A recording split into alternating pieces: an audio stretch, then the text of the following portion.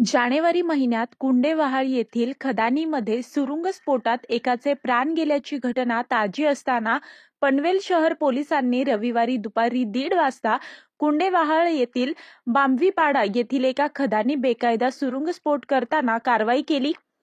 महसूल विभागाचे दुर्लक्ष झाल्याने पनवेल शहर पोलिसांना ही कारवाई करावी लागली आहे। स्वराज्य या कंपनीने पनवेलमधील 80 पैकी 50हून अधिक खदानी मालकांसोबत करार करून त्यांच्या खदानी स्वतःच्या अखत्यारीत घेतल्या। स्वराज्य कंपनीसोबत केलेल्या वाढीव दराच्या करारामुळे खदानी मालकांचे फावले, मात्र त्यामुळे पनवेल व उरणच्या खदानीमधून निघणाऱ्या बांधकाम साहित्याचे दर दुपटीने वाढले। याचा फटका बांधकाम व्यावसायिकांना बसला। मात्र या सर्व दरवाढीमुळे खदान व्यवसाय सर्वाधिक चर्चेत आला।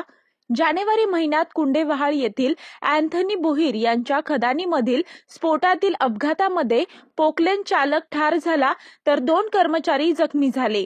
यामुळे खदानीमधील सुरक्षेचा प्रश्न ऐरणीवर आला।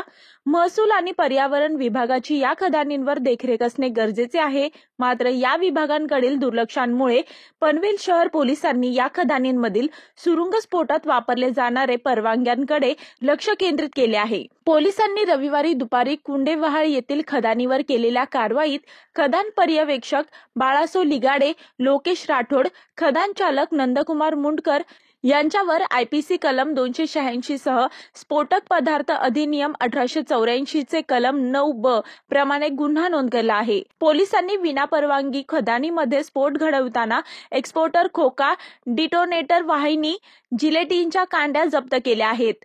मी वर्षा काटेकर, योद्धा न्यूज, नवी मुंबई।